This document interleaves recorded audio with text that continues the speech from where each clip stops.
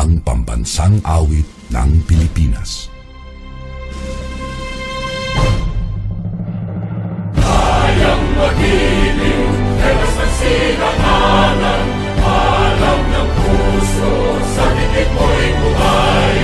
Lupang hinirang, tuyag ka ng magiting, sa mandulupin, di ka pasisingil, sa nagatak putok sa simoy at sa langit mo bangaw, ay hinatang tulad, awit sa pagkayang minamahal, ang isang ng matawad mo'y tagumpay na nag-iingin, ang bituin at araw niya kailan ang ay di magtitingin. Luma ng araw ng walhagit pagsinta, buhay langit sa piling mo. Ang hindi kaya na pagkay mga aking, ang mamatay ng dahil sa'yo.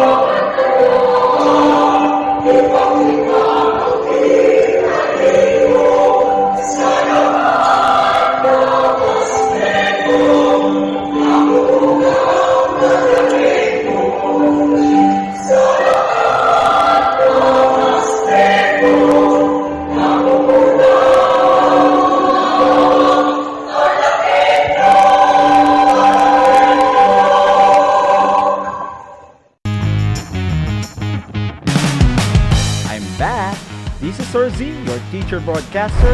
Magandang araw mga kapantas!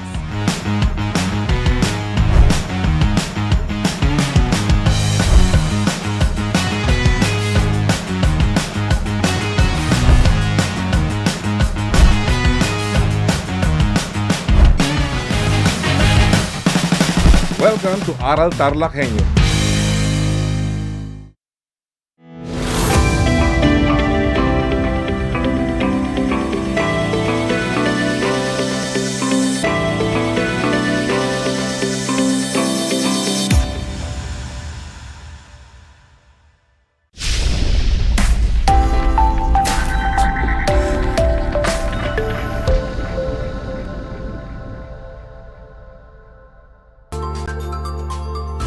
Welcome sa ating Project Shine, Aral TarlakHenyo ng STO Tarlac Province na kasalukuyang napapanood dito sa RTV Tarlac Channel 26, Converge Cable Channel 100, FB Live Streaming at sa bayang napapakinggan sa 8 to 8 a.m.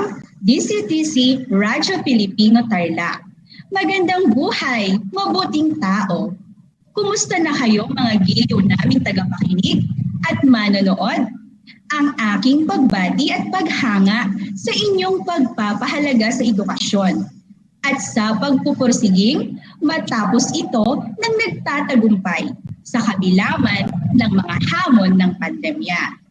Ako ang inyong guro sa edukasyon sa pagpapakatao sa ika-4 na baitang. Ginang Laarni Corpus Balibad, suma sa himpapawid mula sa bayan ng Paniki, sasamahan at gagabayan ka sa Most Essential Learning Competency na nakapagpapakita ng paggalang sa iba sa pamamagitan ng pagpapanatili ng tahimik, malinis at kaaya-ayang kapaligiran bilang paraan ng pakikipagkapwa-tao. Gaya ng inyong nakikita sa larawan, isang kapaligirang malinis at kaaya-ayang pagmasdan. Bago tayo magtungo sa ating aralin, nais kong balikan muna natin ang inyong naging leksyon noong nakaraan na ibinahagi sa inyo ni Ginang Edlin Fernandez Villanueva. Naaalala niyo po ba ito? Kung inyo pa itong naaalala, nais kong i-comment ninyo ang aba, syempre. Kung ang iyong sagot ay, ito ay tungkol sa pagpapakita ng paggalang sa iba sa pamamagitan ng paggamit ng mga pasilidad ng paaralan, ikaw ay tama. Ano-ano ang mga pasilidad na ito?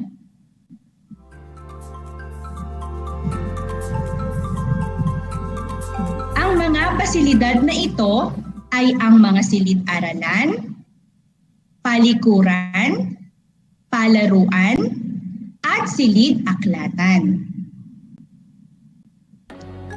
Ang mga pasilidad na ito ay marapat lamang na gamitin ng may pagsaalang-alang sa kapakanan ng iyong kapwa. Tandaan na ang maayos at wastong paraan ng paggamit ng mga pasilidad ay makatutulong upang tumagal ang mga ito at nang sa gayon ay magamit pa ng mga mag-aaral sa mga susunod pang mga taong panuruan. Bilang bahagi pa rin ng ating pagbabalik-aral ay nais kong sagutin ninyo ang mga sumusunod. Para sa panuto, i-type o isulat ang check kung wastong isinasaad ng bawat pangungusap. At X naman kung hindi wasto. Naunawaan ba ninyong mabuti? I-comment muli ang aba syempre sa ating FB comment section. Una, magtapon ng mga papel sa palikuran ng silid-aralan. Kung ang iyong sagot ay X, ay tama ka. Ikalawa, isaalang-alang ang kapakanan ng kapwa sa paggamit ng mga pasilidad ng paaralan. Kung check ang isinagot mo, mahusay, ito ay tumpak. Ikatlo, Iwan ng nakakalat ang mga kalat na pinagkainan sa mesa ng kantina. Kung ang sagot mo ay X, ikaw ay tama. Magaling mga anak. Ika-4, ibalik ng maayos ang mga aklat na hiniram sa silid-aklatan pagkatapos itong gamitin. Check o X mga anak? Kung check ang iyong sagot, ay tama ka. Panghuli, iasa na lamang ang paglilinis sa mga pasilidad ng paaralan sa mga guro at kaklase. Kung X ang iyong sagot, binabati kita sapagkat nakuha mo ang tamang sagot. Napakahuhusay ninyo mga anak. Alam kong nakuha ninyong lahat ang mga tamang sagot. Ngayon ay naniniwala akong handang-handa na at nasasabik na kayo sa paglalakbay tungo sa landas ng bagong karunungan. Kaya naman, tara na at magpatuloy tayo. Nais kong pagmasdan ninyong mabuti ang nasa larawan. Ano ang nakikita nyo mga anak?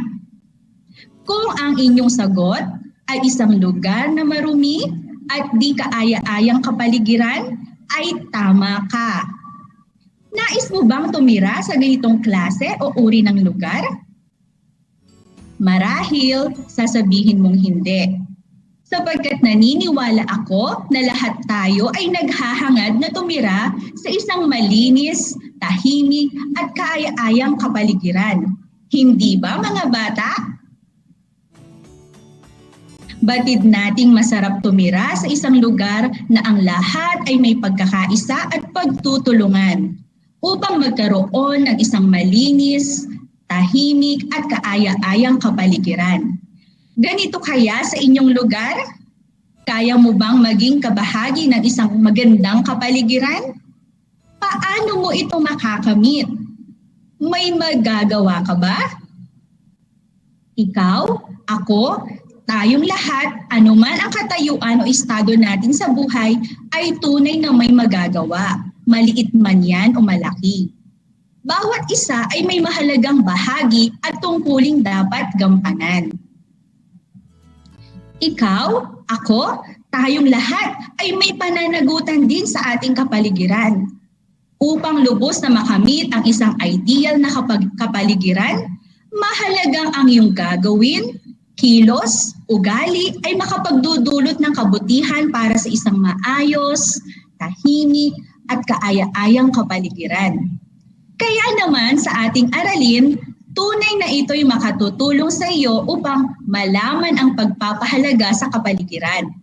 Matututunan mo ang pagpapakita ng mga paraan sa pagpapanatiling malinis, tahimik at kaaya-ayang kapaligiran bilang tanda ng mabuting pakikipagkapwa-tao. May mga gawain ding magsisilbing gabay mo kung paano magkakaroon ng hinahangad mong maayos na kapaligiran. Ngayon mga bata, nais kong pakinggan ninyo ang isang tula na aking bibigkasin na may pamagat na maayos na kapaligiran hangad natin. Ito ay hango sa edukasyon sa pagpapakatao module 7 na nasa pahina 9 hanggang 10. Kung ikaw ay handa ng pakinggan ng tula, nais kong i-comment mo muli sa ating FB comment section ang aba, syempre. Aba, handa na nga kayong talaga. Paalala lamang na makinig kayong mabuti sapagkat pagkatapos nito ay may mga ilang katanungan ako. Maayos na kapaligiran, hangad natin. O anong sarap ng ating gising dahil tayo'y nakatulog ng mahimbing. Tila mga kapitbahay at kasama sa bahay, kagabi tahimik, di gumawa ng ingay. Sarap lang hapin, sariwang hangin mula sa hardin. Malinis, maaliwalas at maayos. Kapaligirang likas na handog ng Diyos. Patuloy tayong magkaisa at magtulungan. Panatilihing tahimik, malinis at kaaya-ayang kapaligiran. Hindi lang pansarili, kundi pandaigdigang tagumpay ang makakamtan ng ating buhay. Salamat kapwa at kapamilya natin. Salamat sa pakikiisa ninyo. Ating ipagpatuloy pagiging disiplinado. Palaging isa-isip ang mabuting pakikipagkapwa-tao. Ngayon ay alam kong handa na kayong sagutin ang mga katanungan. Para sa unang tanong, ano ang pamagat ng tulang iyong napakinggan? Maaari ninyong i-comment ang inyong sagot sa ating Facebook Live sa comment section mga anak. Comment na! Kung ang iyong sagot ay ang pamagat ng tulang iyong napakinggan ay maayos na kapaligiran, hangad natin ikaw ay mahusay dahil ito ay tama. Ikalawang tanong, ano ang mensahe na gustong ipaabot sa iyo ng tula? Kung ang iyong sagot ay, ang mensahe na nais ipaabot ng tula ay ang pagkakaroon ng tahimik, malinis at kaaya-ayang kapaligiran, ikaw ay tama. Ganon din naman ang patuloy na magkaisa para sa kagandahan ng kapaligiran at higit sa lahat, ang pagkakaroon ng tamang disiplina at pagtutulungan upang maipamalas ang mabuting pakikipagkapwa-tao. Ikatlo, paano mo mapapanatiling maaliwalas at tahimik ang iyong kapaligiran? Mapapanatili mong maaliwalas at tahimik ang iyong kapaligiran sa pamamagitan ng pakikipagtulungan o pakikiisa sa paglilinis ng kapaligiran at pag-iwas sa paglikha ng anumang ingay na di kaaya-aya sa pandinig ng iba. Laging maging disiplinadong tao na isinasaalang-alang ang kapakanan ng iyong kapwa. Ika-4, bakit mahalagang mapanatili mong malinis at tahimik ang iyong kapaligiran? Mahalagang mapanatiling malinis at tahimik ang iyong kapaligiran upang maging maunlad ang komunidad, upang maiwasan ang pagkakaroon ng anumang sakit, at higit sa lahat upang maging kaaya-aya ito sa ating paningin. Kung ganito ang iyong kasagutan, ikaw ay tama.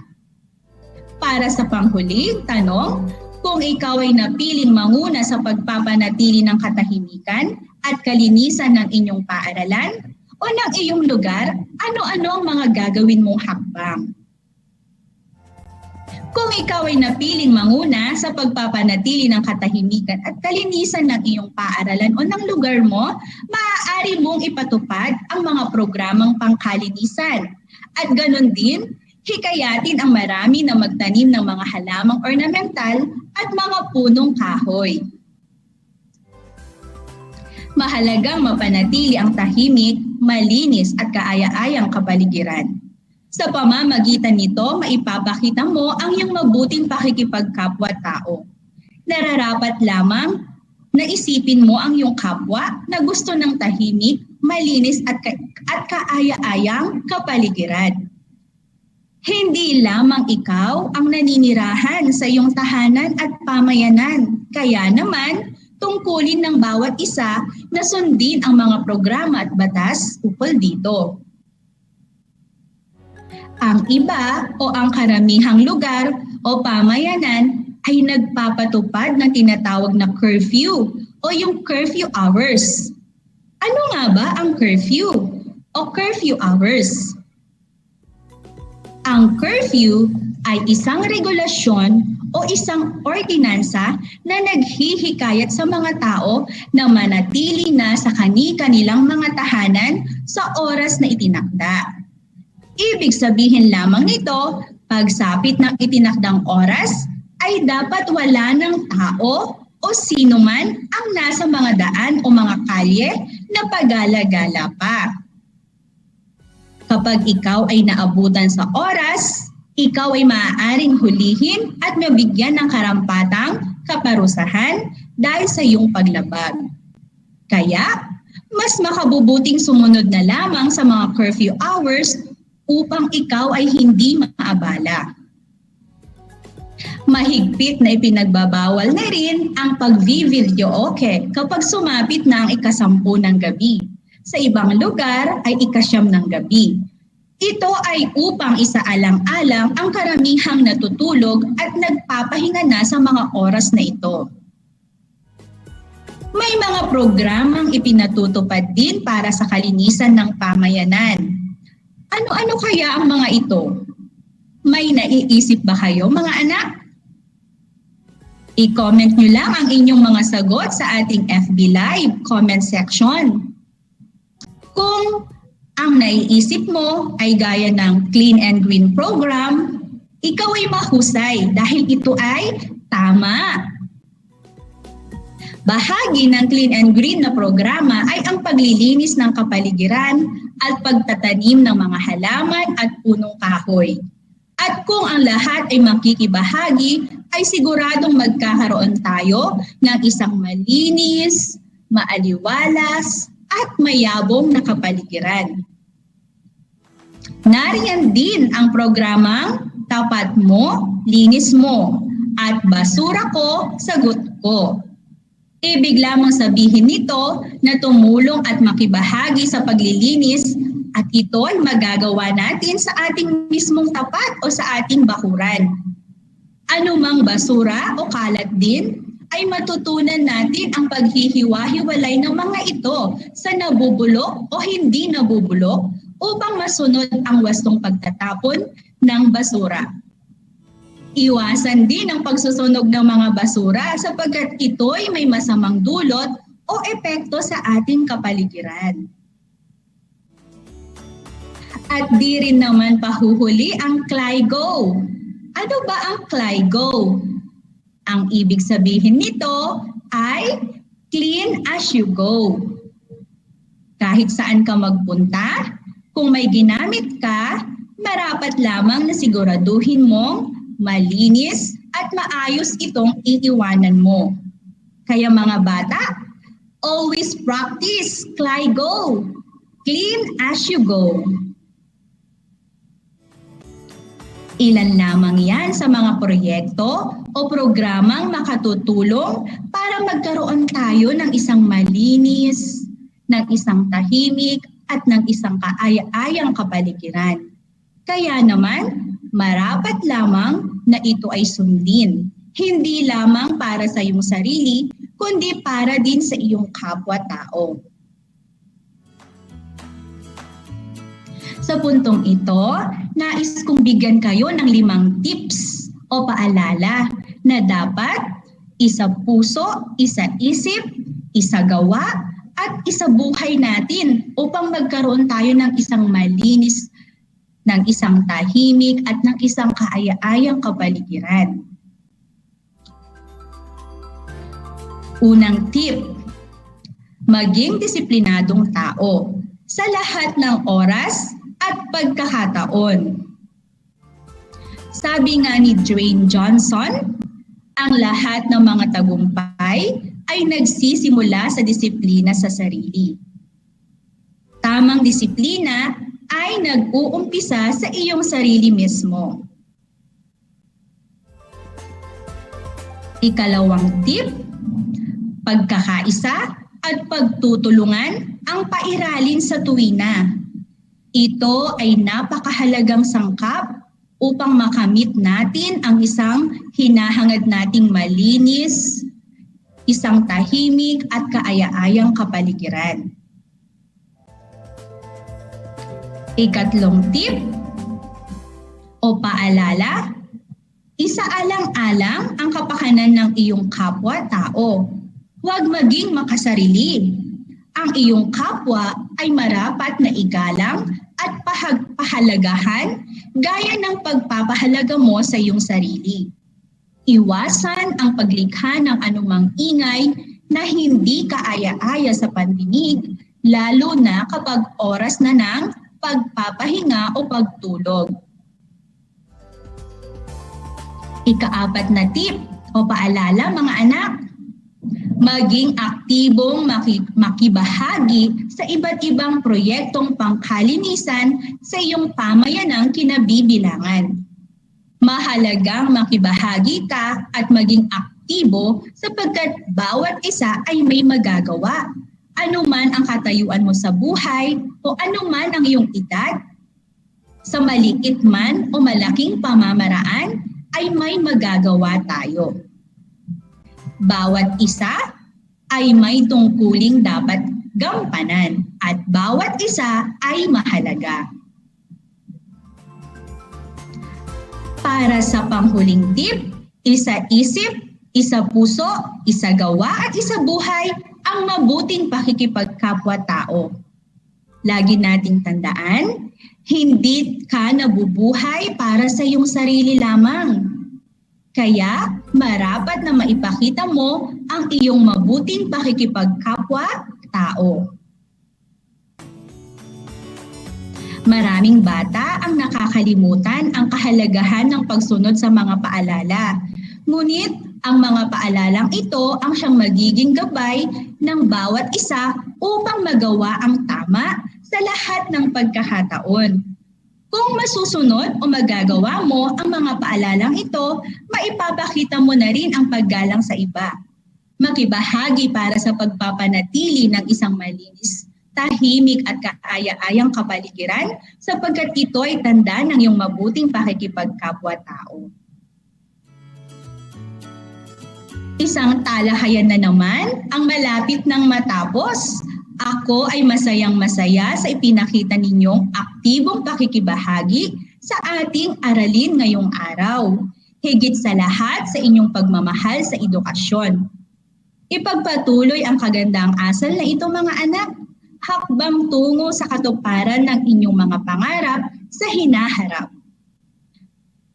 Sa puntong ito, panahon na upang alamin kung kayo ay may natutunan mula sa ating aralin sa pamamagitan ng munting pagsusulit. Sa lahat ng nanonood sa FB Live, gamitin ang FB chat box para sa inyong mga kasagutan. Ihanda naman ang panulat at sagutang papel sa lahat ng mga nanonood sa telebisyon at nakikinig sa radyo. Para sa panuto, basahin at unawain ang mga sitwasyon. Iguhit sapat lang ang hugis puso kung nagpapakita ng paraan ng pakikipagkapwa sa pagpapanatiling malinis, tahimik at kaaya-ayang kapaligiran at hugis bilog naman kung hindi. Handa na ba kayong mga anak? I-comment muli ang aba, syempre. Para sa una, sinisigawan ko ang mga batang naglalaro sa aming bakuran. Kung ang sagot mo ay hugis bilog, ikaw ay tama. Ikalawa, iniiwasan ko ang pagsasalita ng malakas sa loob ng pampublikong sasakyan upang hindi maabala ang iba. Kung ang iyong sagot ay hugis puso, ikaw ay mahusay. Ikatlo, nakikiisa ako sa programang pangkalinisan sa aming pamayanan. Kung ang sagot mo ay hugis puso, ikaw ay magaling. Ikaapat, tinitiyak kong nahihiwa-hiwalay ang mga basura sa nabubulok at hindi nabubulok bago ito hakutin. Kung ang iyong sagot ay hugis puso, mahusay, ito ay tama. At panghuli, wala akong pakialam sa ipinatutupad na curfew hours sa aming barangay. Kung ang sagot mo ay hugis bilog, napakagaling, ikaw ay tama. Binabati ko kayong lahat mga anak sapagkat natitiyak kong nakuha ninyong lahat ang tamang sagot ng ating munting pagsusulit. Mula sa akin Tanggapin ninyo ang mga salitang magaling at mahusay, mabuting tao. Mga bata, ako ay naghanda ng mga gawain at refleksyon sa inyong learning activity sheets. Inaasahan ko na ito ay inyong sasagutan ng buong sigasig at sa abot ng inyong makakaya. Sakali man na kailanganin ninyo ang patnubay ng inyong kapamilya at guro, huwag kayong mag-atubiling sila ay tawagan upang kayo ay magabayan ng tama. Panalangin ko na anumang konsepto, higit lalo ang mga aral sa buhay na inyong natutunan sa araw na ito, ay inyong maisa sa buhay sa araw-araw. Muli, ako ang inyong guro sa edukasyon sa pagpapakatao, Baitang 4, Ginang Laarni Corpus Baribag, sumasahimpapawid mula sa bayan ng Paniki na nagpapaalala sa inyo na piliing maging mabuting tao sa lahat ng panahon at pagkakataon. Hanggang sa muli!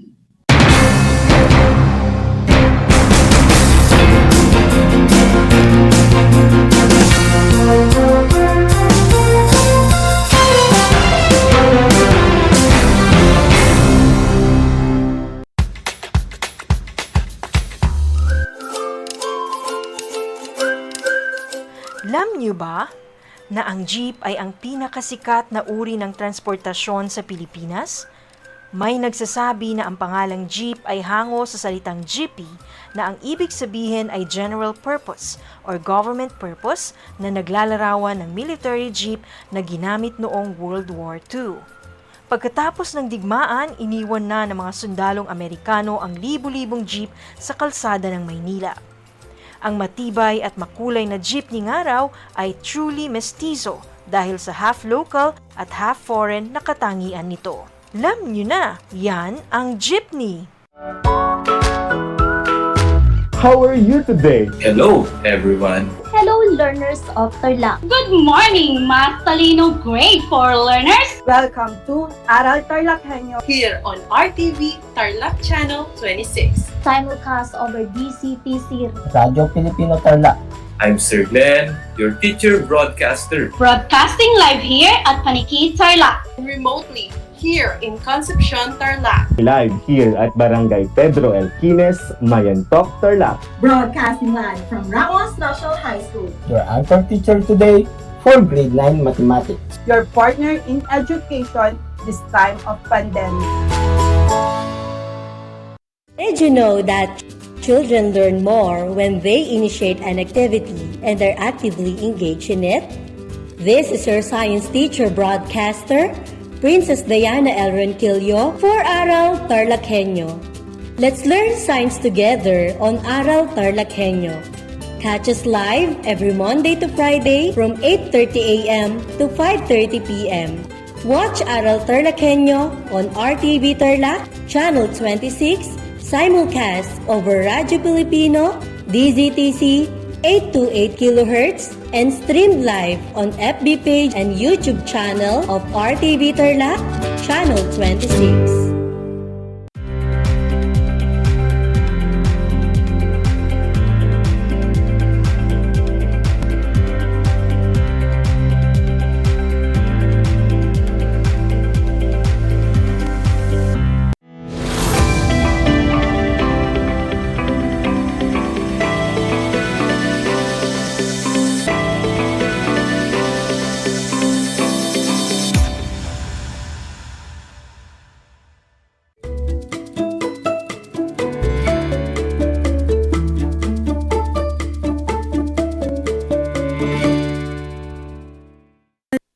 And happy learning, grade 4, scientists of Tarlac Province.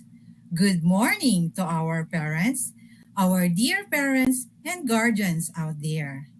It's Monday, and I hope everybody is doing well. We have a fine weather outside today. I am Sarah Socorro P. Padilla, your Science 4 broadcaster, live from the municipality of Capas.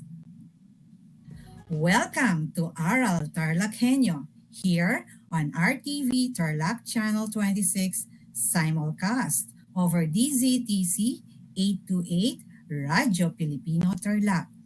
For those who are Converged Cable TV subscriber, you can also watch us live on Channel 100. This is Project Shine, brought to you by the Department of Education, Division of Tarlac Province. All right, so prepare yourselves for another episode of Broadcast Learning. So kids, share this FB Live with your classmates. Together, we will enjoy learning while listening and watching as we explore the lesson in Science 4. For today, we will be discussing about the effects of interaction among organisms in their environment. Now, before we go over your module, make sure you are comfortable on your seats and keep away from distractions while listening to our broadcast. Get yourselves ready because another learning adventure in science is about to begin. And if you have questions or clarifications about our episode, feel free to send a message to your respective advisors. My dear learners, by this time, I know that you have prepared yourselves very well. You have placed your pen, paper, notebook, and module in science near you. The title of the module that you will use for today in Science 4, Quarter 2, Module 8, Effects of Interaction. In our broadcast episode, you are expected to, first, identify the different types of interaction and relationship among living things. Second, describe the effects of interactions among living things in their environment. Later, you'll have a deeper understanding of the lesson as we go on with our broadcast. So stay tuned and listen attentively. And to check if you still remember our lesson last week, which was taught by Teacher Rachel, let's have a review about the topic last time. Are you ready, kids? So here's the direction. Write true if the statement is correct and false if the statement is wrong in your notebook. I will give you 5 seconds to answer in each item. For those who are watching via Facebook Live, you may share your answer in the comments section. So, young scientists, let's begin our learning adventure. Are you ready with your notebook and pen? All right then, let's have item number 1. The ticks are predator to dogs. I will repeat, the ticks are predator to dogs. Comment or write true or false. Your 5-second timer starts now.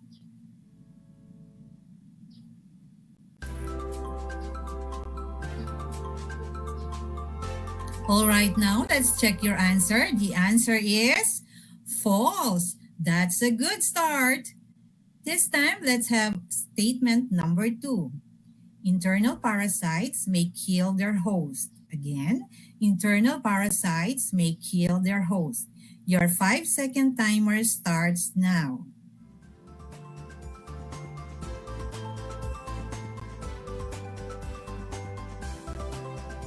Time's up, class. Now let's check your answer for statement number 2. It is true. Nice one. Let's move on to question number 3.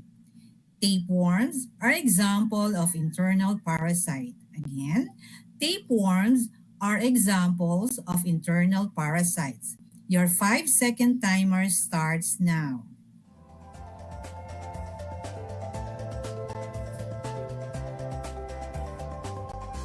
Time's up, young scientists. The answer is true.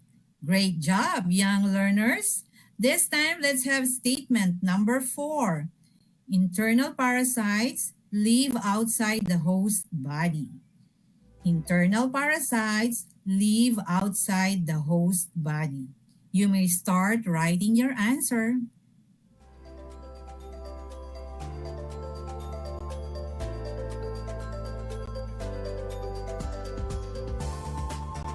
Time's up, young scientists. The answer is false. That's good. Let's move on to question number 5. Lice and ticks are example of internal parasites. Again, lice and ticks are examples of internal parasites. Your 5-second timer starts now.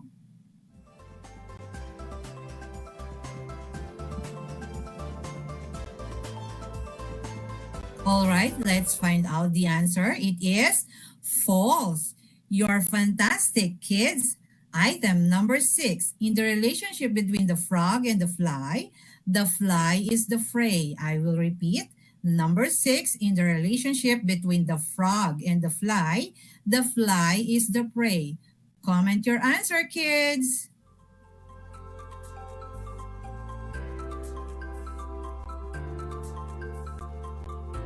Time's up, young scientists. The answer is true. Very good, grade 4 learners. This time, let's have a statement number 7. Plants compete for sunlight. The relationship is called competition. Again, plants compete for sunlight. The relationship is called competition. Come on, grade 4 learners, type in your answer.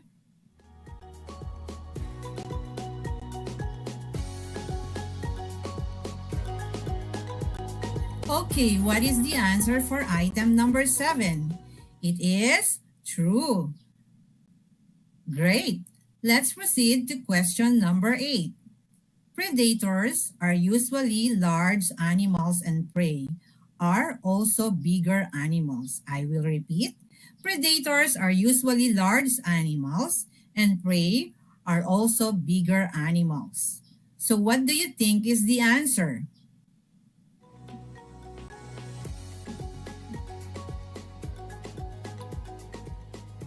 Is your answer false? Bravo for that, kids. Statement number 9. It is the population of prey decreases. Number of predation also decreases. Again, if the population of prey decreases, number of predators also decreases.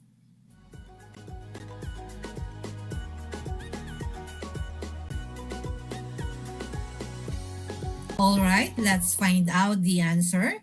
It is a false. Awesome, young scientists. Now, class, let's have our last statement. When carabao and goat eats on the same grassland, their relationship is called parasitism. I will repeat. When carabaos and goats eat on the same grassland, their relationship is called parasitism. Your 5-second timer starts now.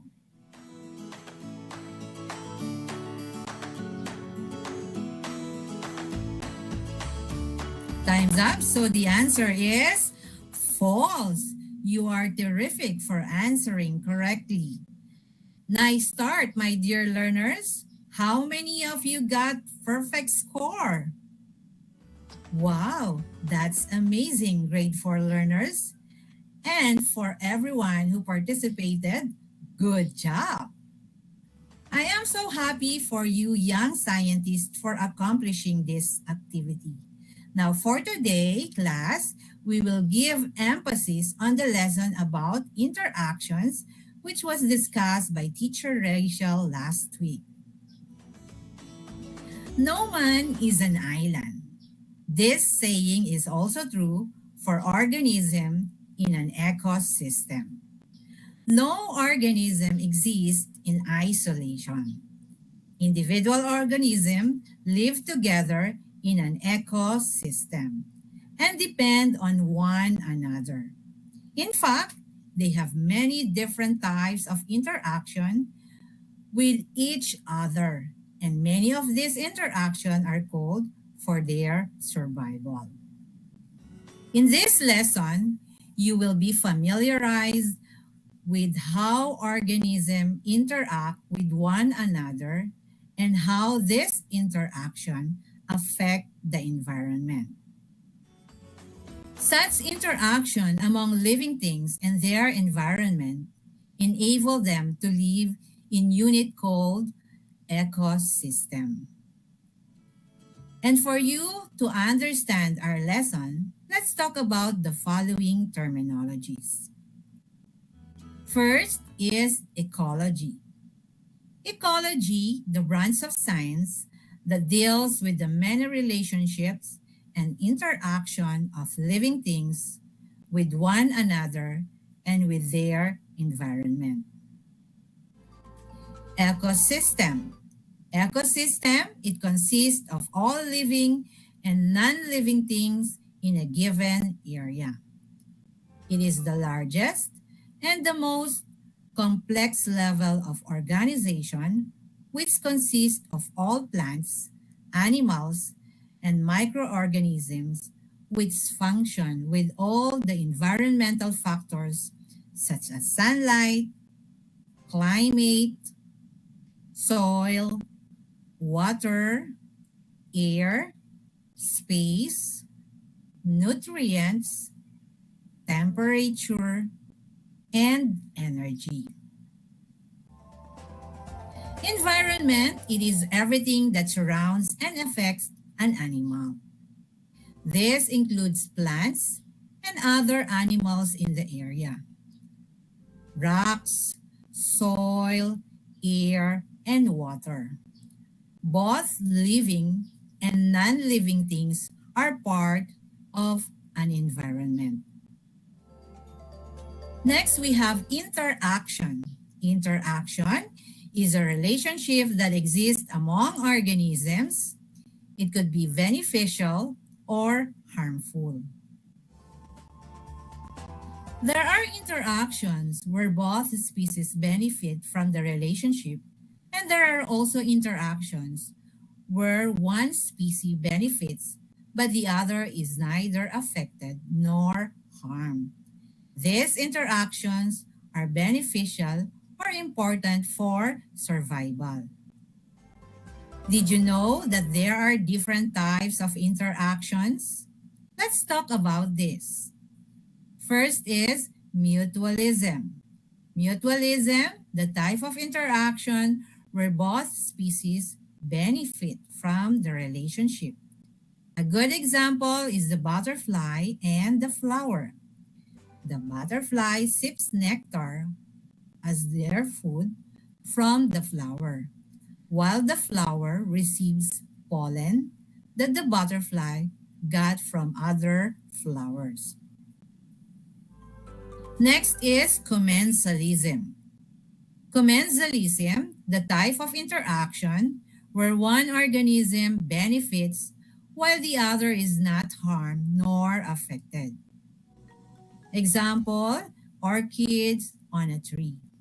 The orchids get nutrients from the tree, but it is not affected. Do you know that mutualism and commensalism are beneficial interaction? The next type of interaction is predation. The type of interaction when one benefits while the other one is harmed or badly affected. The one that usually benefits is called the predator, and the one that is harmed is called the prey. I will repeat, predator is the one that usually benefits, and prey is the one that is harmed. This kind of interaction is called the predator-prey. Here is an example, frog catching mosquito for food. In this picture, the predator is the frog and the prey is the mosquito. Remember class, the size of predator and prey population are related to each other. If the number of prey is large, the number of predator increases. Next is parasitism. The relationship where one organism is called the parasite and the other is called the host. Example, human bitten by mosquito In that example, human is the host and the mosquito is the parasite. Did you know that there are two kinds of parasites? These are internal and external parasites. When we say internal parasites, they are found inside the body of the host. Example, ascaris, ringworm, tapeworm. External parasites. When we say external parasite, they are found outside the body of the host. Example of these are aphids, tick, lice. Remember class, parasite cannot live alone. They must live in a living host. Some do slight harm to their host and others can kill their host. The last one is competition. Competition, it is the striving and vying between organisms for the things needed for survival. Example of this, fishes compete to feed on other animals. The three types of interaction, the predation, the parasitism, and competitions are harmful interaction.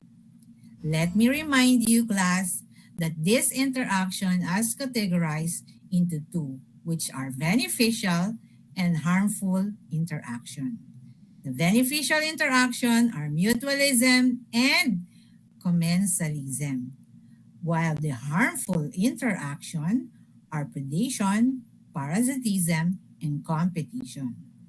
All right, let's find out if you understand our lesson for today.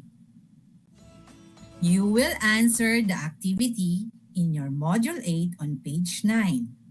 Please get ready with your pen, paper, and science notebook. Are you ready? Here's the direction. What relationship does the following pair of organisms have? In your paper or notebook, draw sad face for predation, mad face for parasitism, and a wow face for commensalism.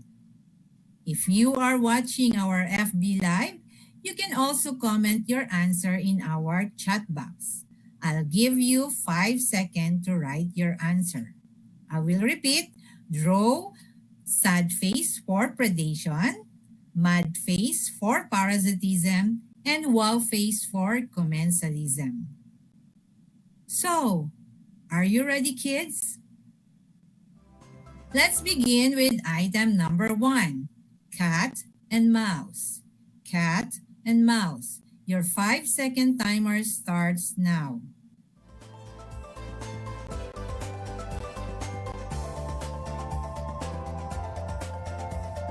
Time's up. So the answer is sad face for predation because the cat eats mouse. Nice start, kids. Next item, number 2, pig and tapeworm. Again, pig and tapeworm. Comment your answer, young scientist.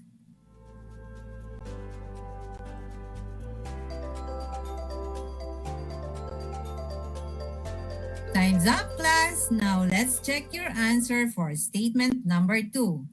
It is a mud face for parasitism because the tapeworm is a parasite inside the body of a pig. That's a good one. Let's move on to item number 3, fox and rabbit. I will repeat, fox and rabbit.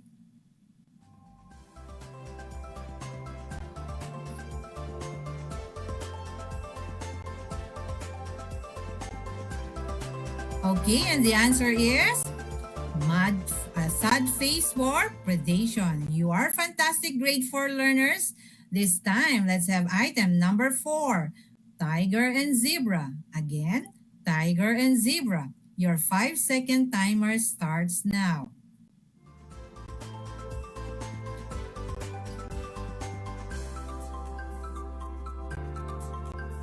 Time's up, class. Okay, so the answer is mud face, a sad face for predation.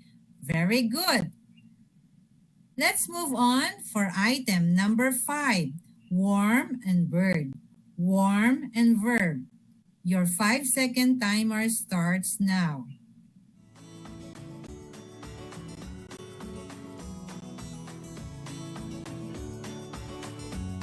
Time's up, class. Let's see if your answer is correct. You are correct if it is sad face for predation. Hep hep hooray for that correct answer. Let's have item number 6, egrets and carabao. Again, egrets and carabao. Your 5-second timer starts now.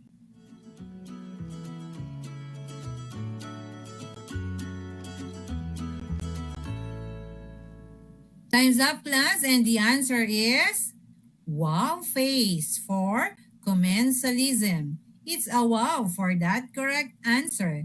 Let's proceed with item number 7, apids and rows. I will repeat, apids and rows. Comment your answer. The clock starts ticking.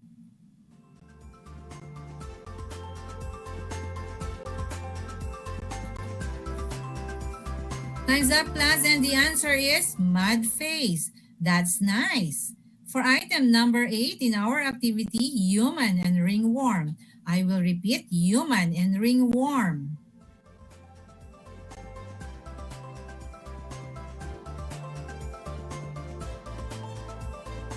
Okay, what is your answer?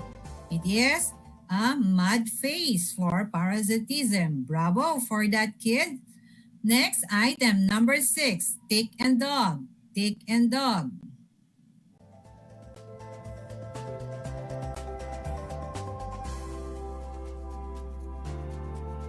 Time's up, class. The answer is mud face. Good, kids. And for the final item, number 10, owl and worm. Owl and worm.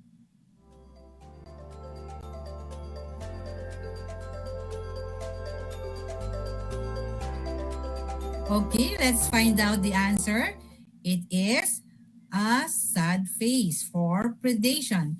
Thumbs up for that, kids. So, how many of you got the perfect score? Wow, that's a great job, grade 4 learners. And for those who got 5 and below, well, if you have hard time in understanding our lesson for today, it's good. You have still your module. Find time to read it again. Please don't be hesitant to ask some help from any of your family members. There you have it, young scientists. Let me congratulate you for accomplishing this task. I know you fully understood our lesson for today, which was about the different types of interaction among organisms. These interactions are categorized into 2, which are beneficial and harmful interaction. The beneficial interaction are mutualism, commensalism, while the harmful interaction are predation, parasitism, and competition. We are done with our lesson in Science 4. I know the last 25 minutes has been very exciting for you. That is why we will be continuing our discussion on Wednesday, same time, same channel, same account, same module. See you then, my dear grade 4 pupils. Thank you for listening and watching again. This is your teacher broadcaster in Science 4, Mrs. Sara Socorro P. Padilla, saying always remember that learning is fun and will make you smart. Until next time, for another fun learning experience in science, the world of exploration, discovery, invention, and technology.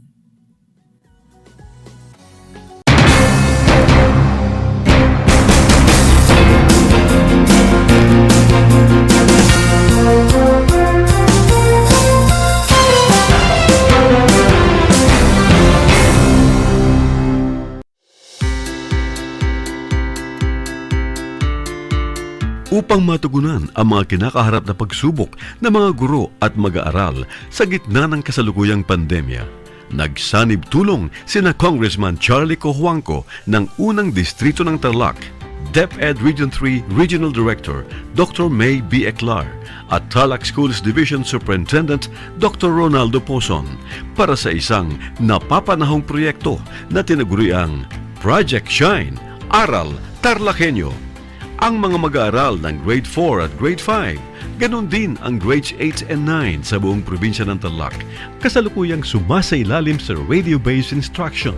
Katuwang ang himpilang DZTZ 828 kHz AM at RTV Tarlac, Channel 26. Ang Tarlac po nangunguna po ngayon pagdating po sa radio-based instruction. Marami pong humahanga sa atin. I'm very happy this station, itong DCTC, could reach the whole of Region 3. Hindi natin alam. We are contributing. We are creating a very big dent in the history of Philippine education. And I am proud. I am here in Tarlac. This is the noble cause of education in which you and I, without you knowing it, we are bound to do.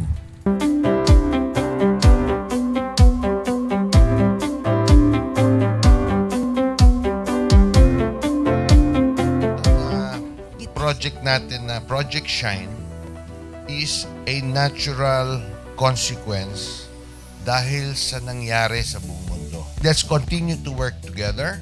I think it's very Filipino to practice bayanihan in anything or most of the things that we do. And this is a manifestation of that. No? We have private sector, we have DEPED, we have local government, all working together. And I hope the parents of some of these children, especially the parents that did not graduate from school or hindi nakapag-aral nung sila ay bata, sana naman gamitin na nila itong opportunity na mag-schooling na rin sila kasama ng mga anak nila para mag-bonding pati ang mga magulang sa mga bata. I look at this as doing God's work. Diba? So if you do God's work, it feels right. It's righteous. It's for good, not for evil. Good morning and happy learning, grade 4. Welcome to Aral TarlakHenyo here on RTV Tarlac, Channel 26. Simulcast over DZTZ 828. Radio Filipino Tarlac. I am Teacher Mercy Pacheco Bognot. This is Alistair Aidatu. I am Marie Josephine B. Andrade. I am Teacher Princess Marie Andueñas, and I will be your teacher broadcaster for today.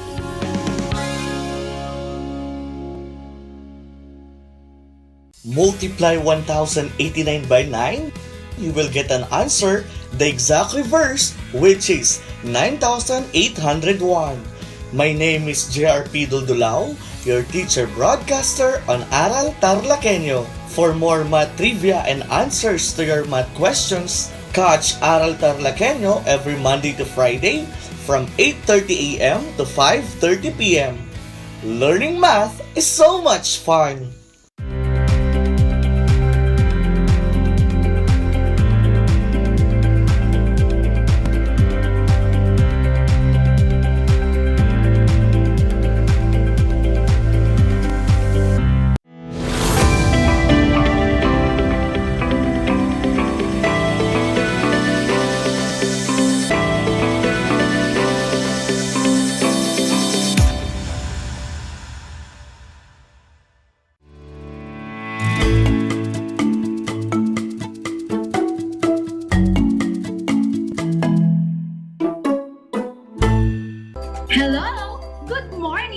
Amazing grade 4 learners. Welcome to Aral TarlakHenyo here on RTV Tarlac, Channel 26. Simulcast over DZTC Radio Filipino Tarlac. For those who are Converge Cable TV subscribers, you can also watch us live on Channel 100. I am Laudeline S. Mariano, your teacher broadcaster for today's mathematics lesson for grade 4 learners. Broadcasting live here at Paniki, Tarlac. Get ready to listen and try to be focused and be at your best. And always remember, numero uno, ang batang TarlakHenyo. Basta't math talino, panalo! It's a beautiful Monday morning, February 7, 2022. We are now on the 8th week and lesson 16 for second quarter. I'm so happy to share with you a new lesson in Mathematics 4. Are you ready to become a batang math amazing and batang math terrific? If you are, then join me in this 25-minute adventure and fall in love in the world of mathematics. After going through this lesson, you are expected to read and write decimal numbers through hundreds.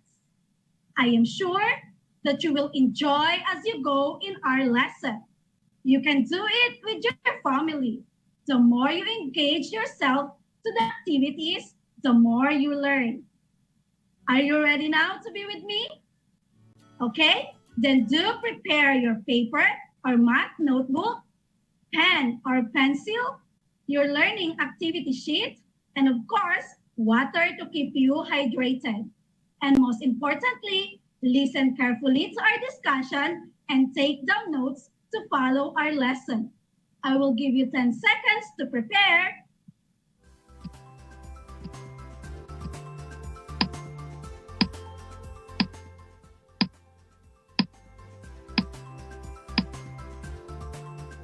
I hope you are all ready now so we can start this exciting Monday learning experience. But before that, let's have a recap on the previous lesson discussed by teacher Shiralyn. Can you recall the previous lesson? Absolutely correct. It is all about place value and the value of a digit of a given decimal number. Let us now check your knowledge of the previous lesson. Are you ready? Let's start. Give the place value and value of the underlined digit. 5 seconds will be given to you in each number. Again, give the place value and value of the underlined digit. Number 1, 0.23, and the underlined digit is 2. Timer starts now.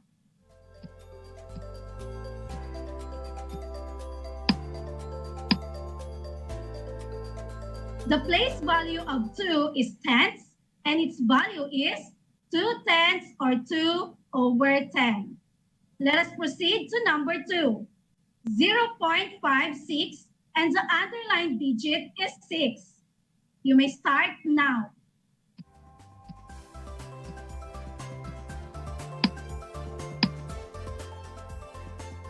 The place value of 6 is hundreds, and the value is 6 hundreds or 6 over 100. Number 3, 0.75. The underlined digit is 5. You may write your answer.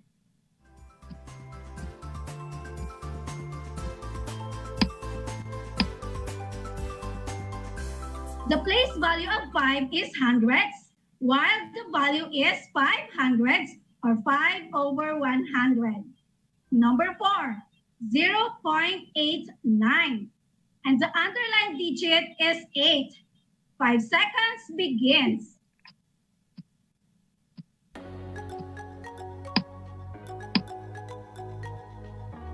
The place value of 8 is tenths, while its value is 8 tenths or 8 over 10. Lastly, number 5, 0.65.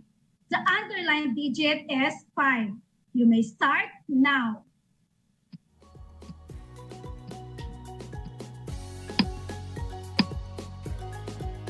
The place value of 5 is hundreds, while the value is 5 hundredths or 5 over 100. Did you have the same answers too? You are truly a math amazing. It only means that you really mastered the lesson last Wednesday. Knowing the place value and value of decimal number will help us on how to read and write decimal number. And that is the skill that we are going to be mastering today. So, are you ready now? Are you excited to learn? Then, let's get started. Illustrative example number 1.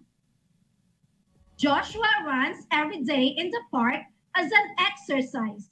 One Sunday, he ran a total distance of 3.46 kilometers. How do we read the decimal number?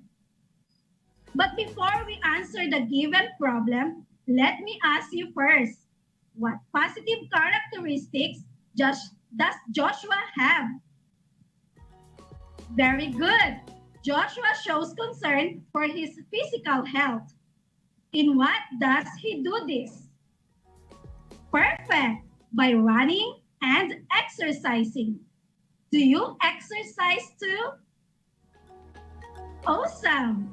What do you think are the advantages of running and exercising? Absolutely correct.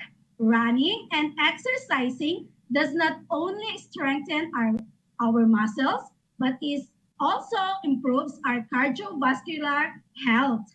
Remember, children, to exercise and take care of our health because health is wealth.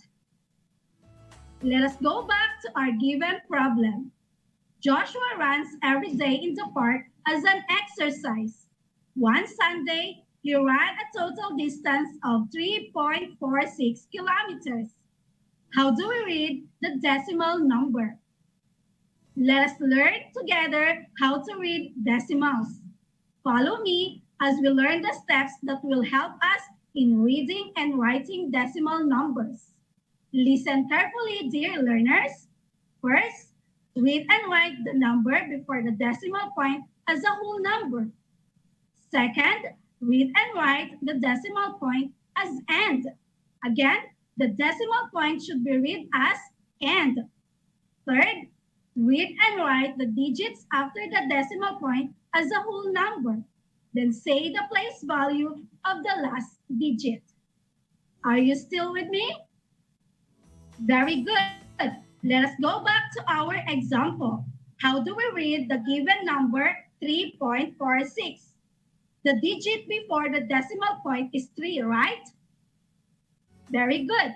Using step 1, we read the number before the decimal point as a whole number. In this case, the whole number is 3. We read it as 3. Let us now proceed to the second step. Read the decimal point as AND. And the final step, read the digits after the decimal point as a whole number. So we have 46. Then state the place value of the last digit. In our example, the last digit is in the hundreds place. We will state hundreds at the end of our answer. The decimal part of our decimal number is read as 46 hundredths. Following these simple steps, we read 3.46 as 3 and 46 hundredths.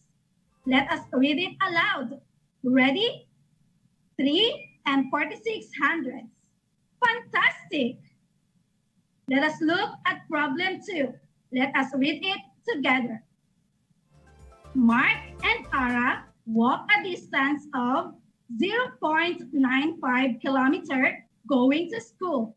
How do we read and write the decimal number 0.95? You may try to read and write it in your notebook. I will give you 5 seconds to do so.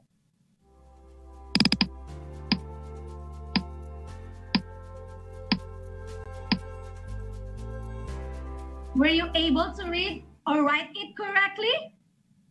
Good job! Keep it up. Let us see if you did it correctly. Did you notice something on our second example if you are going to compare it from the first example? You are correct. The digit to the left of the decimal point is 0. Wow, you are a keen observer. In this case, always remember that we do not need to read 0 and the decimal point as end.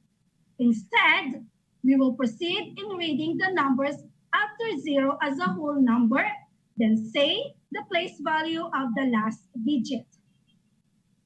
We will read the digits to the right of the decimal point as 95. And we will state hundreds since the place value of the last digits is in the hundreds place. Hence, 0.95 is read as 95 hundredths. Again, read 0.95. Louder, I can't hear you. It is read as 95 hundredths. Wow, perfect. Let us try to read the following decimal numbers. 0.3 is read as 3/10. 0.5 is read as 5/10. 0.08 is read as 800. And 0.69 is read as 6900. And that's how to read decimal numbers. Were you able to follow? Very good. You are really a batang mat galing. Now, we have learned how to read decimal numbers up to hundreds. This time, we will learn how to write decimal number up to hundreds, and we can do it in two ways. The figure form, and the other is in the word form. First, we will learn how to write decimal number in word form. Let us write the decimal number in our previous example. What is the decimal number again? Correct. It's 95 hundredths. We are going to write it in words. First, spell the decimal number the way we read the number. Our decimal number is 95 hundredths. Spell like whole numbers, and we have 95. Then, write the place value of the last digit, which is hundredths. 95 hundredths. Remember that in writing the place value of the decimal numbers, it is always ends with THS. And that is how to write decimal number in word form. Now, let us write decimal number in figure form. 8/10 is written as 0.8. It is written one decimal place after the decimal point. 300 is written as 0.03. It is written two decimal places after the decimal point. The 0 as a placeholder takes the place of the tens since the decimal number has no tens. 12 hundredths is written as 0.12. It is written as a decimal number with two decimal places. And that is how to write decimal number in figure form. I'm so happy that you learned so fast. I think you are now ready to answer the given exercises. Get your pen and notebook because it's activity time. For activity A, read the following decimal numbers. Again, read the following decimal numbers. Here are the given items. Number 1, 0.4. Number 2, 0.08.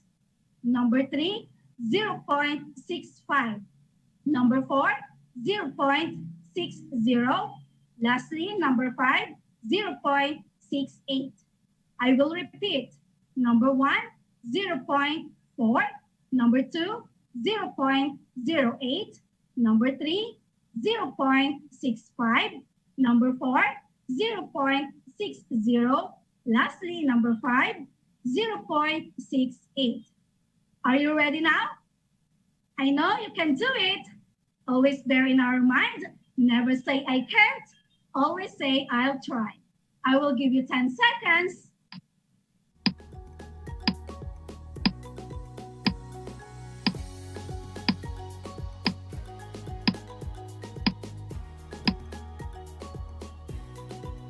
Okay, let us read the following decimals. Number 1, 0.4 is read as 4 tenths. 0.08 is read as 8 hundredths. Number 3, 0.65 is read as 65 hundredths. Number 4, 0.60 is read as 60 hundredths.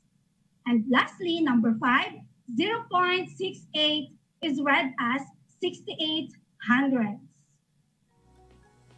Did you read it correctly?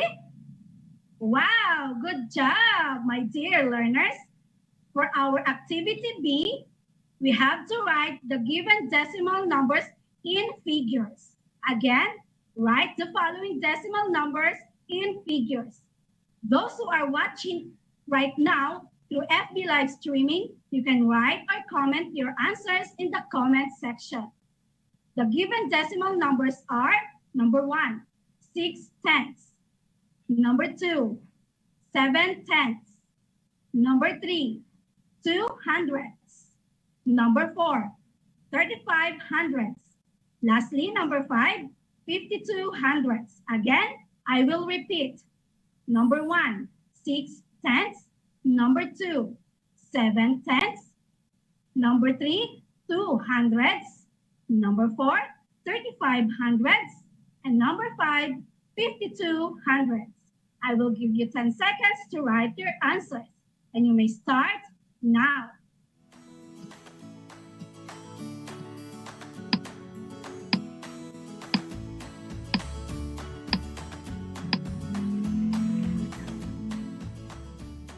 I hope you are all finished. I am excited to see your answer. Let us check.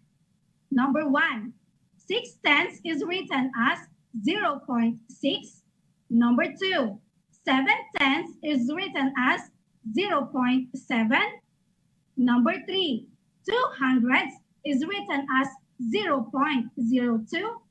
Number 4, 35 hundredths is written as 0.35. And lastly, number 5, 52 hundredths is written as 0.52. Did you get all the answers correct in our activity A and B? If yes, comment happy face in our comment section. Wow, I can see your comment. Thank you so much, Sophia, Gabrielle, and Juan. Thank you for your participation. It only means that you really understand our lesson today. Amazing and good job, Batang Matalino. And for our last activity today, activity C. Add the total in each box and write the sum in words. 5 seconds will be given to you in each item. Number 1, 4 tenths, 3 tenths, and 2 tenths. How many? 5 seconds starts now.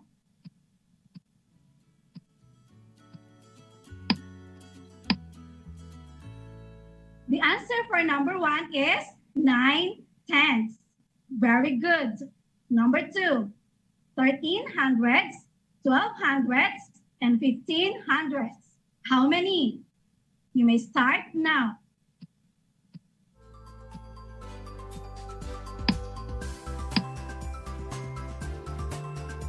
Time's up. The answer is 40 hundredths. Awesome. Number 3, 10 hundredths, 15 hundredths, and 11 hundredths. How many? Timer starts now.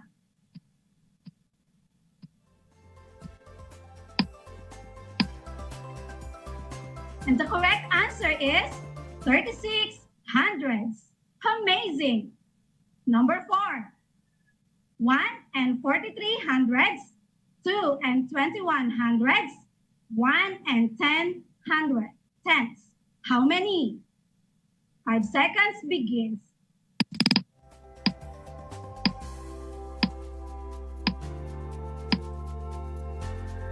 4 and 74 hundredths is the correct answer.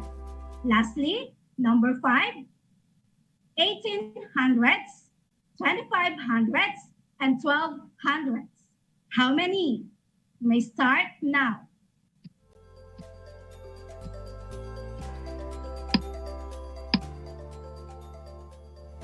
And the answer is 5500s. Very good. Did you have the same answers too, my dear learners? Great job! 5 claps for you. So there you go. That's how to read and write decimal numbers through hundreds. I want to congratulate you for being very attentive. But before we end our session, let us recall again what we have learned so that we won't forget it. Just always remember the steps in reading and writing decimal numbers. These are as follows. First, read and write the number before the decimal point as a whole number. Second, read and write the decimal point as end.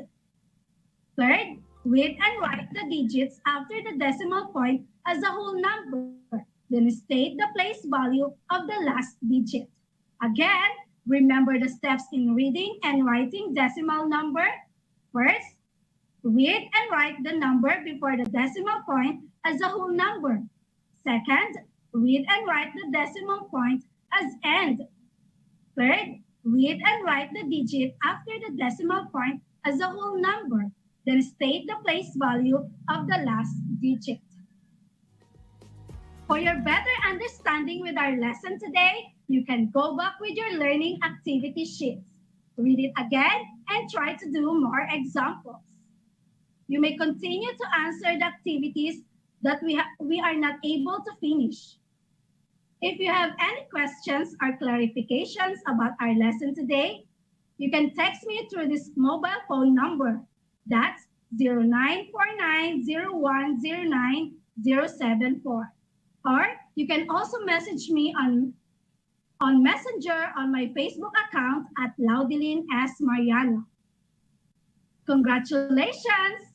We have come to the end of today's session. Thank you so much to my grade 4 learners who have joined me today. Don't miss any sessions here at Aral TarlakHenyo at RTV Tarlac, Channel 26, for you to become Batang Math-mazing ang Batang Math Therapy. This has been Laudelin S. Mariano, your teacher broadcaster for today, saying again, numero 1, ang Batang TarlakHenyo. Basta't math talino, panalo! See you again for another fun and exciting learning in Mathematics 4. Keep safe and God bless!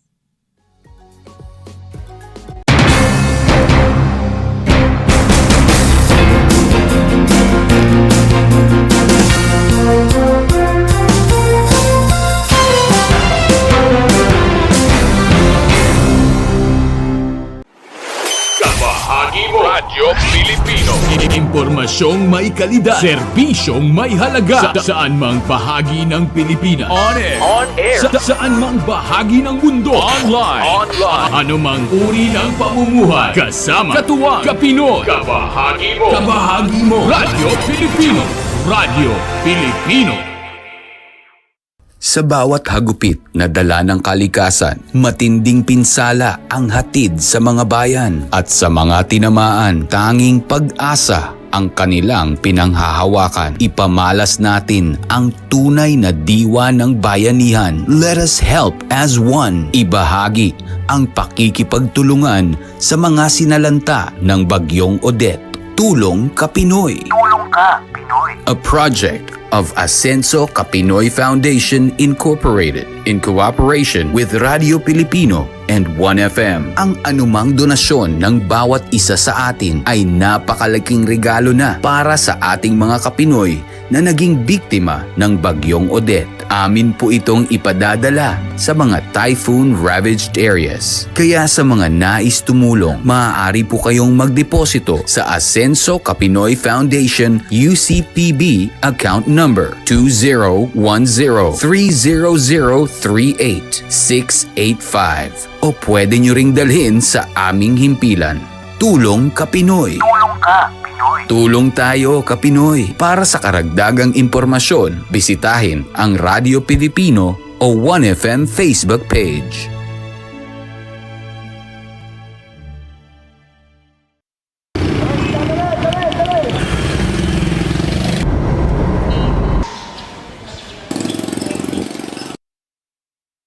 Para sa'yo, ano ang COVID-19? Virus. Malungkot. Pagkawala. Pandemya. Ito ay isang korupsyon.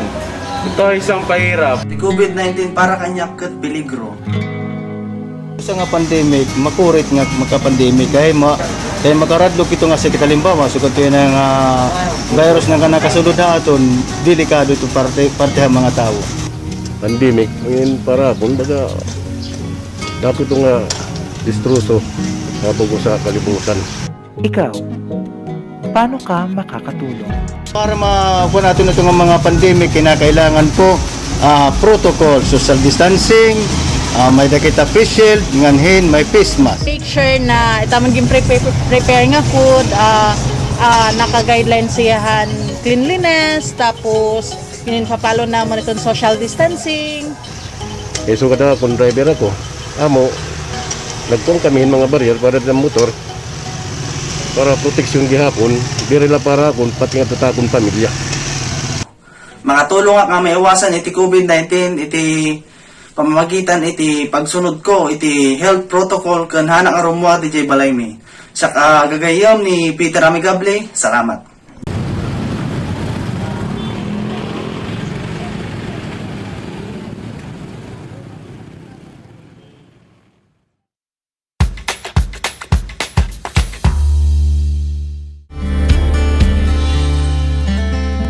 Alam niyo ba na ang Pilipinas ay mayroong 7,641 islands? Mula sa bilang na 7,107 islands, nadagdagan ito ng 534 na isla noong 2017. Tanging 2,000 lamang sa mga islang ito ang natitirhan. Alam niyo na! Yan ang mga isla sa Pilipinas. Ang Tagalog ay ang wika ng mga taga-Quezon, Batangas, Bulacan at ng iba pang katutubong nagsasalita nito. Ang Filipino ay ang pambansang wika batay sa tinadhana ng 1987 Constitution. Tara na at matuto ng salitang Filipino. Manood at makinig ng Aral TarlakHenyo sa RTV Tarlac, Channel 26 at sa bayang naririnig sa Radyo Pilipino, DZTZ 828 at napapanood din live sa FB page at YouTube channel ng RTV Tarlac, Channel 26. Manood at matuto ng ating mga aralin sa Filipino. Dito lang yan sa Aral TarlakHenyo. Ako si Ma'am Crystal May Aquino, ang inyong teacher broadcaster sa Filipino.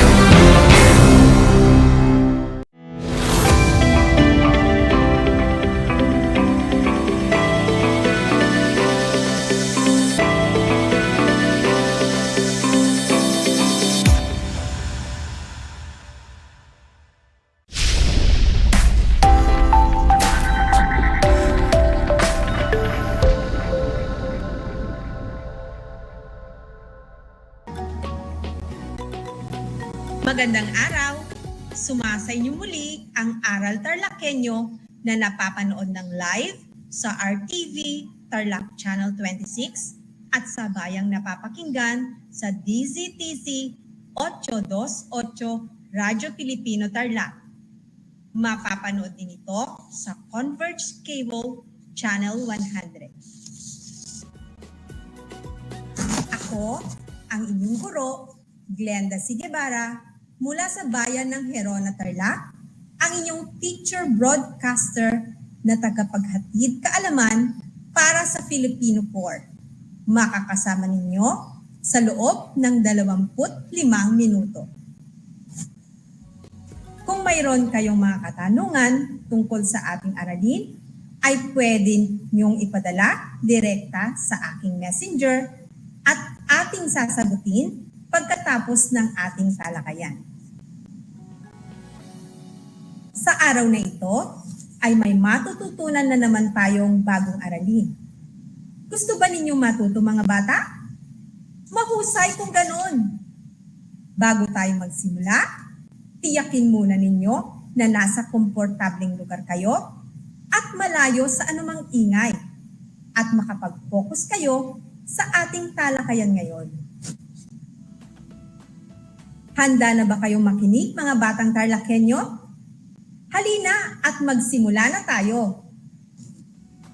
Kunin na ninyo ang inyong learning activity sheet at magsisimula na tayo sa ating aralin.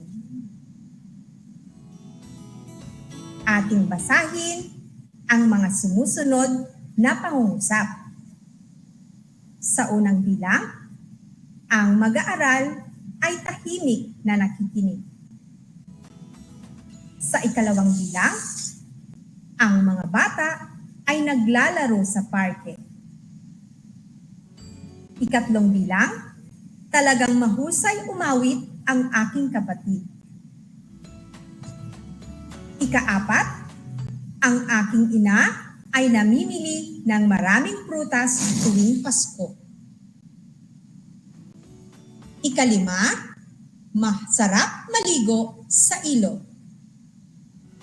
May napansin ba kayo na kakaiba sa mga pangungusap? Oo, tama. May mga salitang naguhitan nga. Ano-ano ang mga naguhitang salita? Isa-isahin natin. Ang sagot ay tahimik, sa parke, talagang, tuwing Pasko, at sa ilog. Magaling mga bata, talagang napakahusay ninyo. Anong bahagi ng pananalita ang tahimik, sa parke, talagang, tuwing Pasko, at sa ilog? Tama ang inyong sagot. Ang mga salitang ito ay tinatawag na pang-abay. Ano nga ba ang pang-abay mga bata? Natatandaan pa ba ninyo ang mga ito? Ang pang-abay ay isang bahagi ng pananalita na naglalarawan at nagbibigay turing sa pandiwa, pang-uri, at maging sa kapwa nito pang-abay. Narito ang ilang halimbawa ng pangungusap na may pang-abay. Sabayan niyo ako sa pagbasa ha. Unang bilang, mabilis tumakbo si Lani, kaya nalampasan niya si Fe.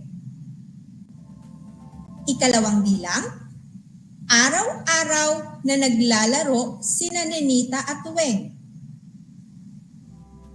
Para sa ikatlong bilang, niyakap ng mahigpit ng nanay ang kanyang anak. Ikaapat, matyagang pumila ang mga tao para sa libreng bigas. At ang panglima, maraming insekto ang nakatira sa kakahuyan. Makinig mabuti mga bata at ating tatalakayin ang pang-abay. May iba't ibang uri ng pang-abay. Ngunit, ang pag-aaralan natin ngayon ay ang pang-abay na naglalarawan. Ang mga uri ng pang-abay ay ang mga sumusunod. Maaari niyo ba akong sabayan sa pagbasa mga bata? Pang-abay na pamanahon. pang-abay na pamanahon, pang-abay na panlunan, pang-abay na panlunan, at pang-abay na pamaraan. Pang-abay na pamaraan. Ating isa-isahin ang mga ito at pag-aralan natin. Ang unang uri ng pang-abay ay ang pamanahon. Ito ay nagsasaad ng panahon ng pagganap at sumasagot sa tanong na kailan. Narito ang mga halimbawa ng pangungusap na may pang-abay na pamanahon. Sa unang bilang, simula bukas ay gigising na ako ng maaga. Kailan ako gigising ng maaga?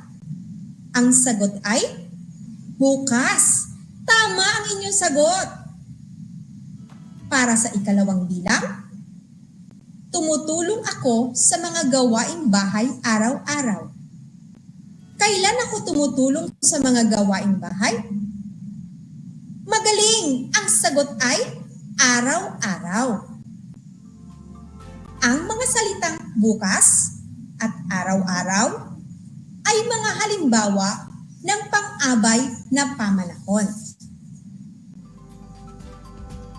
Ang ikalawang uri naman ay ang pang-abay na panlunan. Ano ang pang-abay na panlunan?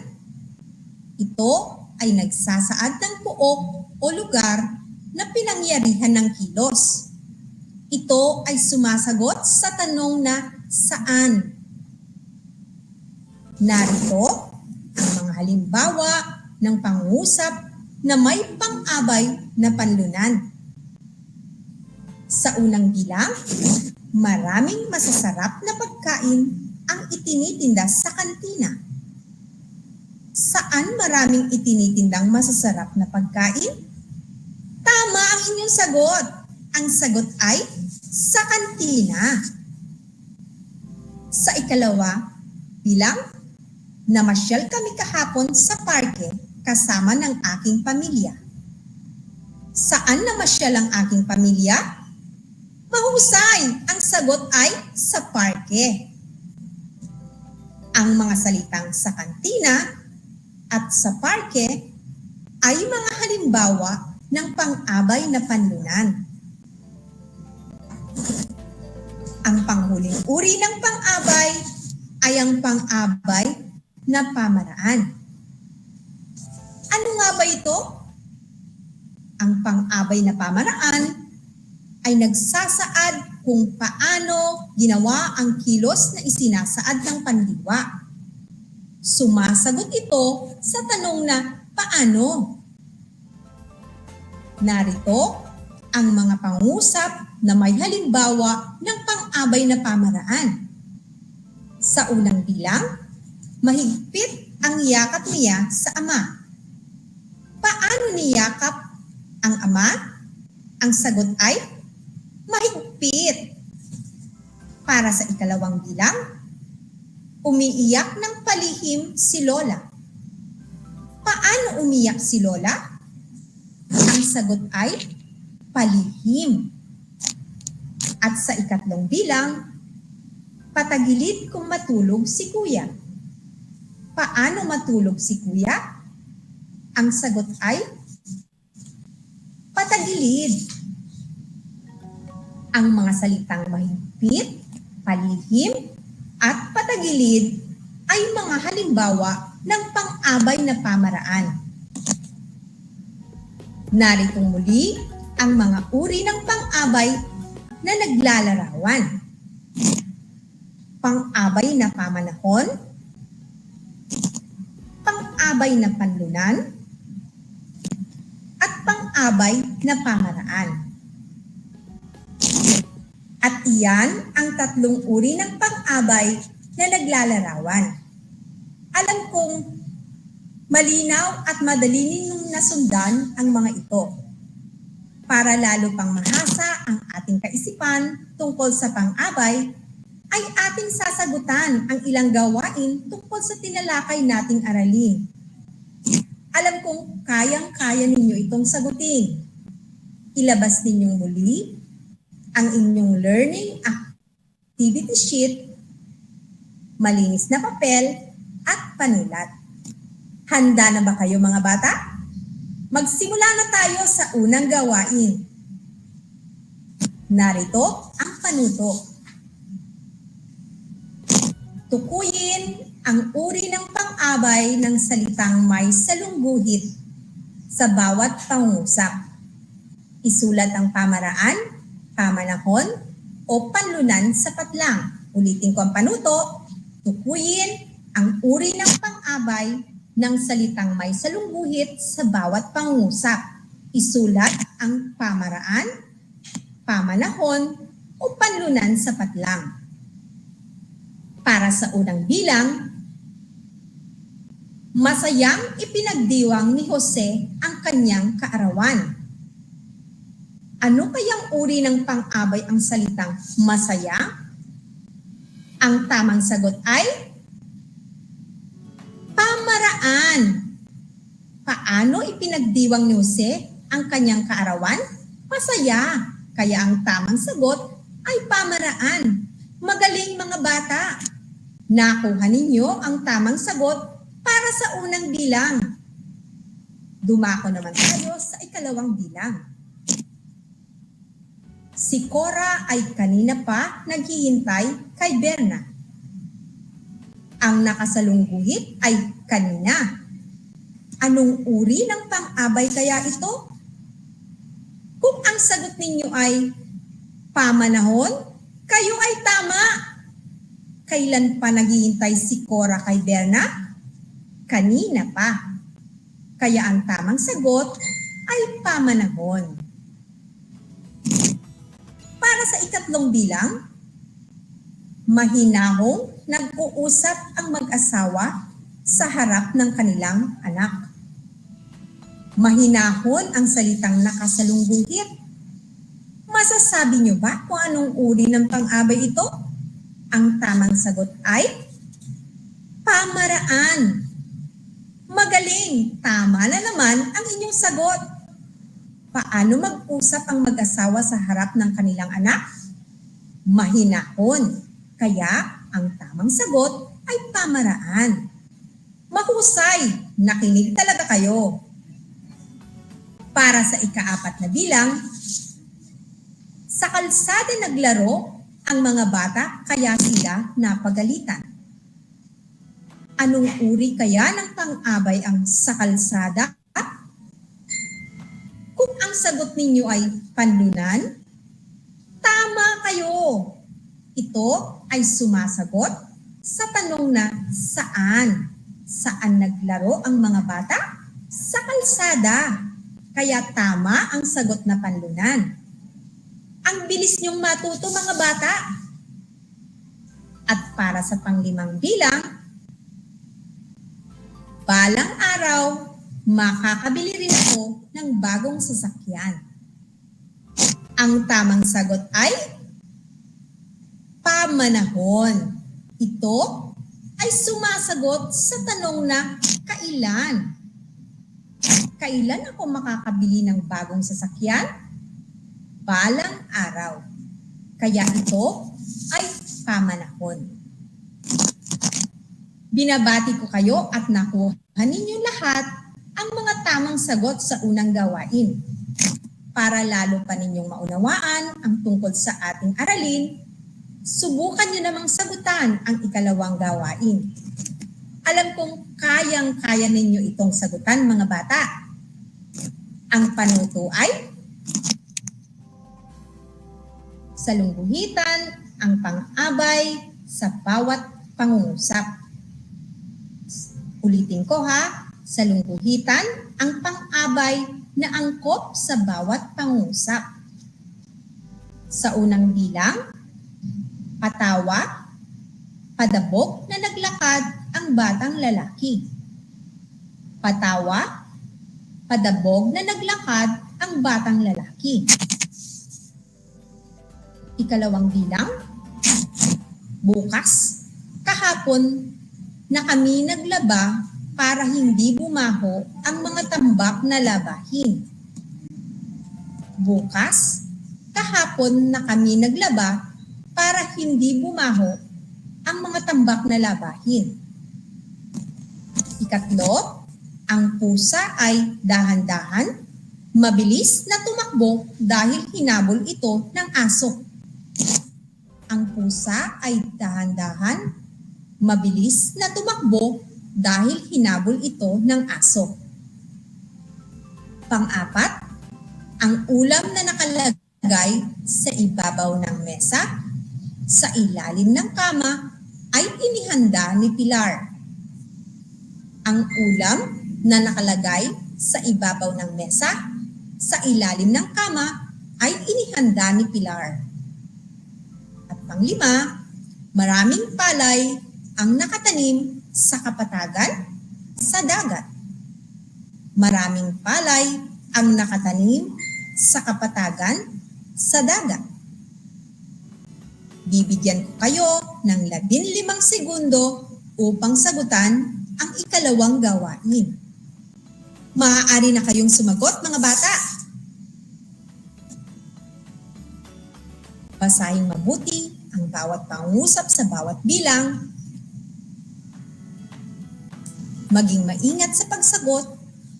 Maaari niyong hingin ang gabay ng inyong magulang. Sa mga magulang, maaari po ninyong gabayan ang inyong mga anak sa pagsagot.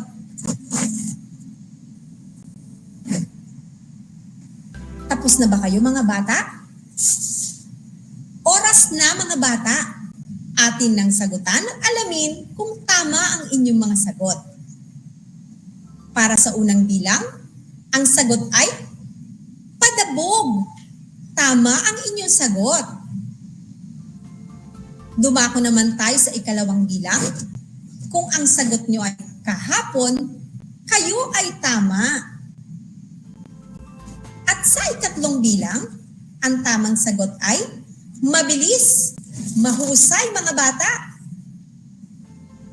Para sa pang-apat na bilang, ang tamang sagot ay sa ibabaw ng mesa. Tama na naman ang inyong sagot. Sa panglima at huling bilang, mahusay. Sa kapatagan nga ang tamang sagot. Magagaling, mga bata, talagang malinaw na sa inyo kung paano gamitin ang mga pang-abay na naglalarawan. Dumako naman tayo sa gawain bilang 3. Ang panuto ay isulat sa patlang ang angkop na pang-abay upang mabuo ang bawat pangusap. Piliin ang wastong sagot sa kahon. Ulitin ko ang panuto.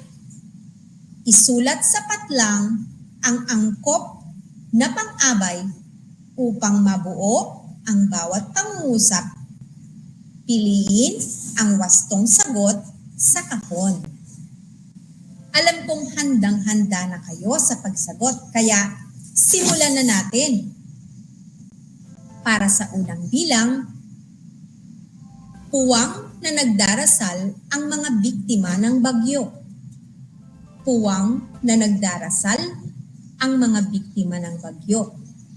Anong angkop na pang-abay kaya ang maaari nating isulat sa patlang?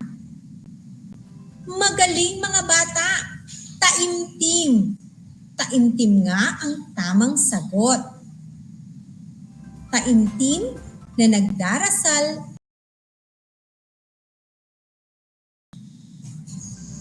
Dumako naman tayo sa ikalawang bilang. Nakakita ako ng elepante at tigre, puwang. Nakakita ako ng elepante at tigre, puwang. Maaari nyo bang sabihin ang tamang sagot? Ang galing nyo! Ang tamang sagot ay zoo. Nakakita ako ng elepante at tigre sa zoo. Susunod ay ang ikatlong bilang. Puwang na lang ako maliligo dahil malamig ang simoy ng hangin. Puwang na lang ako maliligo dahil malamig ang simoy ng hangin. Ang tamang sagot ay mamaya. Mamaya na lang ako maliligo dahil malamig ang simoy ng hangin. Napakahusay niyo mga bata at nakuha niyo ang tamang sagot. Para naman sa ika-4 na bilang, ang mga lumang aklat ay nakatago puwang. Ang mga lumang aklat ay nakatago puwang. Maaari niyo bang sabihin ang pang-abay para dito? Ang tamang sagot ay sa loob ng kahon. Ang mga lumang aklat ay nakatago sa loob ng kahon. Magaling! Dumako naman tayo sa panghuling bilang. Puwang magmaneho ang driver na si Kulas. Puwang magmaneho ang driver na si Kulas. Ang husay nyo, tama na naman ang inyong sagot, maingat.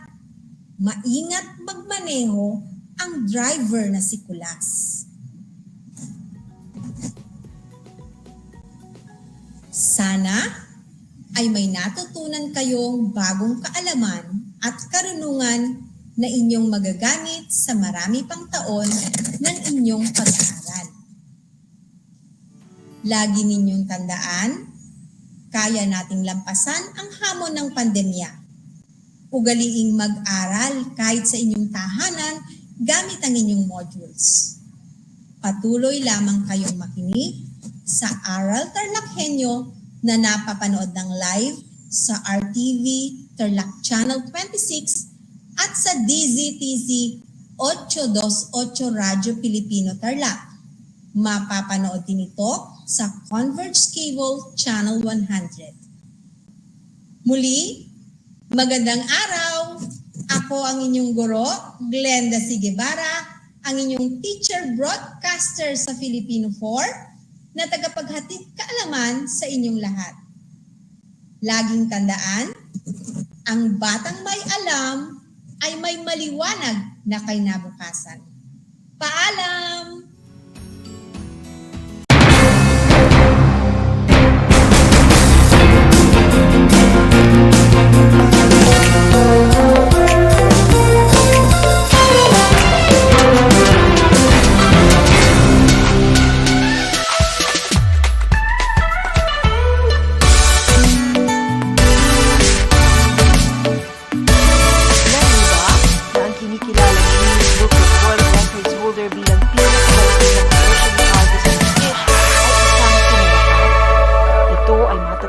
Lamang sa Pilipinas, sa Lake Buhi sa Bicol River. Isa itong uri ng goby na may transparent na katawan na may sukat na 12.5 mm. Alam mo na, yan ang sinarapan. Alam niyo